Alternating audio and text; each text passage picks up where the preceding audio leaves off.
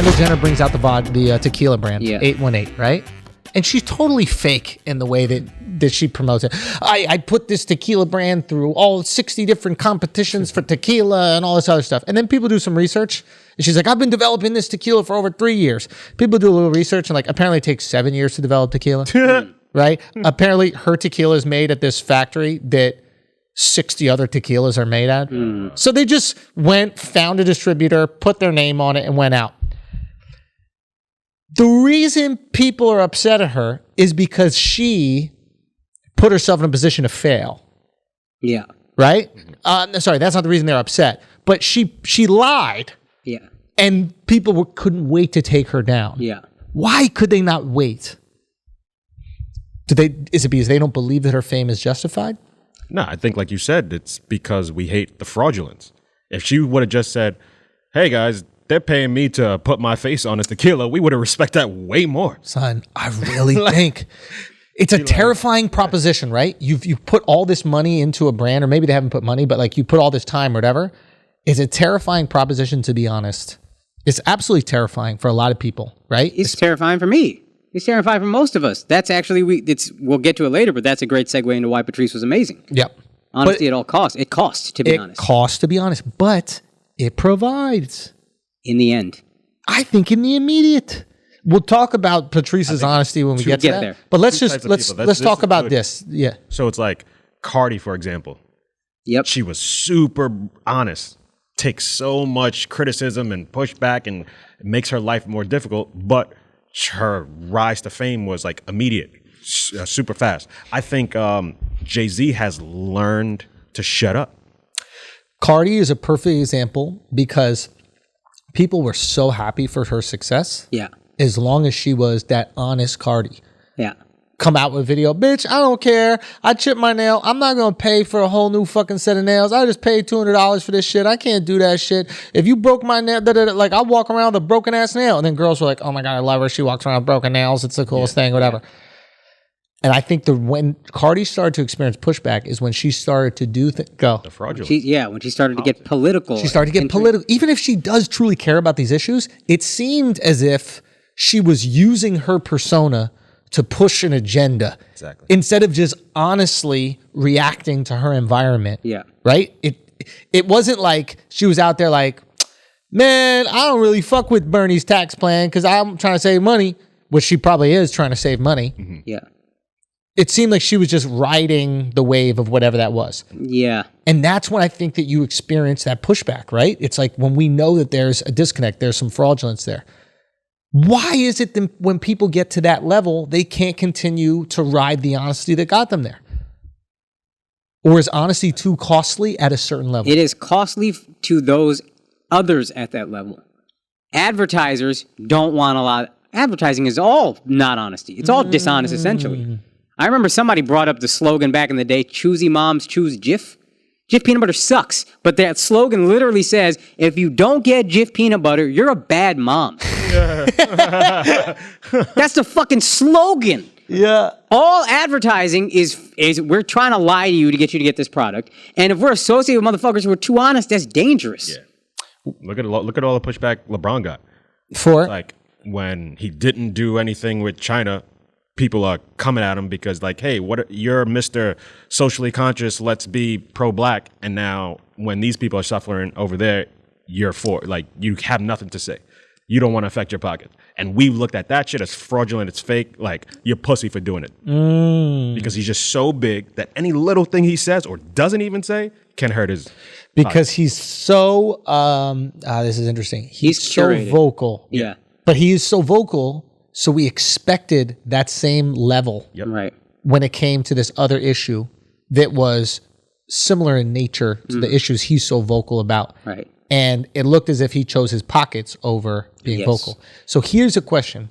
Do we often conflate honesty and being critical of something that could hurt you for being critical of it? Say that again. So like the example that I can think of right now, and for whatever reason it worked out, but is like, I'm sure at least in the comedy community, the average person probably couldn't give a fuck. But when I was like, yo, Netflix is done. at a time where everybody was trying to get a Netflix special. I'm sure there are people in the comedy community that are like, yo, he's truthful. He don't give a fuck. He'll say whatever. Because what I was saying was costly to me.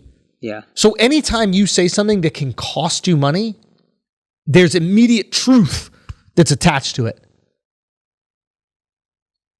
From the perceiver. Anything you do... And it clearly wasn't honest because the motherfucker got a Netflix special. Gang. But it was honest in the moment. I was wrong, but it was what I honestly felt in the moment. But like, for example, when... I just froze over. What the fuck? But Kanye, for example, when he was like, George Bush don't care about black people. Yeah, that's one of the greatest moments. Great moment. In media history. Even when he went up and did the whole... what's the blonde chick's name? Taylor Swift shit, right? Bitch. It was like we trusted that so much because what he did could have cost him. We thought like, yo, this doesn't benefit him in any way. Yeah. I trust this man. He keeps doing things because they are the quote unquote right things to do. I don't know if it's right to do that to Taylor Swift or not, but like, or if it's even right to say about George Bush or not. It's a weird indictment. I don't know if you can prove, right? Yeah. But there's an immediate trust. It's like the waiter telling you one of the menu items is trash. Yeah. Like you ever ask the waiter, like, right? You're like, yo, like, is there anything, what about the lasagna? And the waiter does that shit like, yo, I'll be honest with you, like, the lasagna is kind of garbage. Like, I wouldn't fuck with lasagna. After the waiter says that to you, I'm like, I'll trust this man with my child. I'll trust this man with my dog. I'll leave my dog. When I go to Cancun, I'm leaving my dog with the waiter that told me the lasagna is trash. You don't care about your dog that much. So I can't wait to leave my dog this weekend. I'm going to take a picture as I drive away in the 3 Series. But you know what I mean? It's like, I feel like oftentimes we could conflate those two things. You know? Like there might be people that are just saying outlandish shit for attention purposes, not because they believe in it. Like, is what Tekashi 6ix9ine is doing right now a perfect example of that? He's calling out all these people, and it's wildly entertaining. He's calling out all these gangsters. I don't respect it because it's not, to your point, it doesn't cost you anything. It earns you something. This is your ticket to fame or money or whatever. This is an end for you. I'm just going to draw all the eyeballs, negative or positive attention. To your point, that's why I don't respect the Kardashians. Positive or negative, it all benefits them. So whenever you do shit for attention or say something wild or do something wild, it's like, that's what you do. But the initial idea with Tekashi saying this, initially, there was truth there. We thought, right? We're like, oh shit, this guy is willing to call out all these other gangsters. Some people start to believe like, yo, this guy might be a super thug. Like it's the real, you calling out the crazy, you calling out the Chicago motherfuckers. Like, yo, this guy's crazy. He's really about it. He's really truthful. And then the second time around, as he's doing it, it still garners attention, but you see the fraudulence because you're like, oh, he's just using. Yeah. He's using that. Did you see his most recent thing he did? Wild Boy. So he has the little interaction with Meek. Meek, yeah. And corny. then he takes the clip, puts it in the video, inserts it in his music video. Yeah, it's great. It's a brilliant move. It's wildly corny. But I don't fuck with him, but that was a good move. You didn't see what he did, the FaceTime Live with the Chicago dudes? Yeah. That shit was crazy. I know the Chicago dudes. He's on FaceTime Live with all the Chicago goons, like one after another. And he's just like, yo, don't talk tough because everybody kills your people and they don't end up getting killed. Oh, shit. Yo, son. And he said, rest in piss.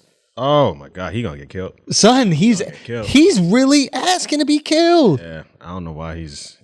But is he taking advantage of like this natural, like human reaction? Yes. And I guess that's what I'm trying to say. And there's genius to that. 100% genius. He's like hacked the system. Yeah. Right? Like, and we'll get, this is a cool segue into Patrice, but like there is the ability to like garner attention in that way. I just find that there is a distinction between like following somebody and like rooting for them and following someone and like hoping for their downfall. And I'm curious if that's simply a function of success.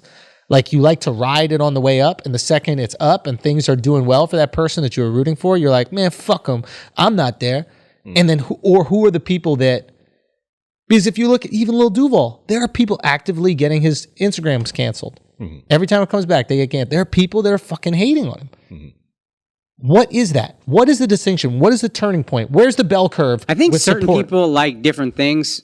on to that point. For Tekashi, for me, maybe I'm just old, but from the beginning, I was like, oh, this kid just wants attention. He's fucking entertaining and it's wild and it's scary. Yeah. And I'm watching, but I don't. It's fraudulent to me. He just wants attention. Also, ultimate addiction to attention. Yes. Yeah. That's what I thought. Willing to risk his initially. life like heroin. Motherfuckers are willing to risk their life to get that next shot. Yeah. He's literally willing to risk his life. Now I'm like legit kind of starting to feel, and this is the oldest thing I'm ever say, but I like feel bad for the kid now. Like, you're that addicted to this? You need to risk your life? Yeah. But there's actually a different, I remember when I was in college, I asked a couple of friends, would you rather be a good person, but everybody thinks you're not, or be a piece of shit and everybody thinks you're a good person? For me, I don't care. Everybody can think I'm a piece of shit. If I know I'm a good person, I'm good with that.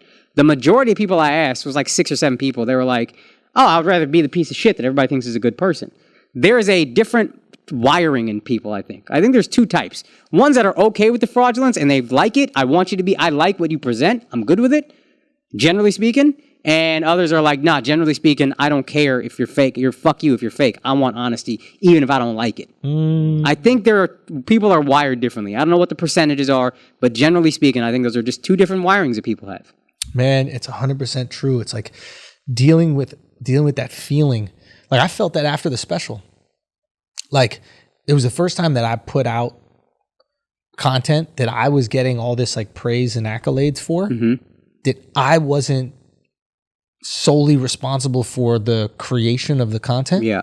So I felt a little bit of like an imposter syndrome feeling. Yeah. I was like, I didn't do this alone. Right. But I'm being treated as if I did because I'm the one who said it. Right. And I tried to be as vocal as possible on the podcast and that stuff, that this was a group project. But like when I'm doing stand up and I think of a joke, if it's in the moment with somebody or if I'm thinking of these bits, like that's me. So I feel it's earned the adulation I get from that. Yeah. You know, but like if somebody was like, yo, Schulz, that was absolutely genius what you said.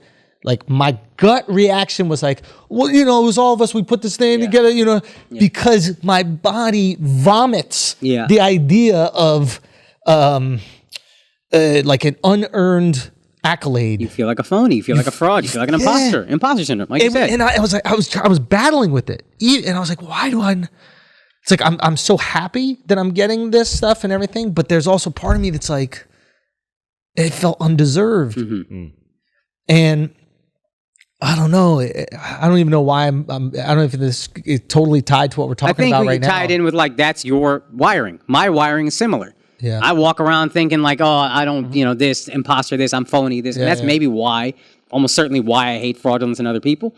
But I think there's just 2 types of people. And we tend to click because we all prefer authenticity even if we don't like it. Yeah. And there's other people that are super phony with each other. And you're like, yo, that's fucking gross. How are y'all even friends? They might just be wired like that. Like, nah, I'm cool with the phony. I want you to be phony. Like, it's even on the podcast, like you even, like if somebody even says something funny in our everyday, we'll all reference that person. Yes. You know what I'm saying? Like that's how valuable funny is to us. Yeah.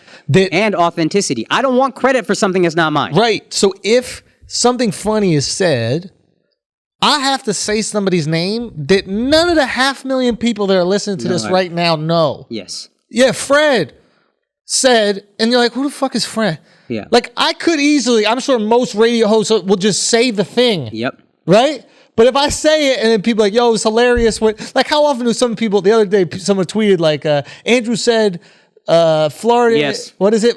Hong Kong is the Florida of China or something like that. Yeah. And I was like, nah, I think it was Akaash. Oh, wheels for president. For president. Rolling for president. I was like, nah, Akaash. I had to correct Twitter. Yeah, and he publicly did it, which I appreciated. But the guy privately messaged me. Yeah. But I had to correct, and maybe that is a function of us knowing that in this business, the only thing that we have is our ideas. Yes. And when we get credit for someone else's ideas, we know what it would feel like if someone else got credit for ours. Right. So we feel like it's super important. That's our currency. Yes. We can't pay bills with that shit. All we have is IP. All we have is our IP, but we can't do nothing with it. It's worse than Bitcoin. Yeah. It's Doge.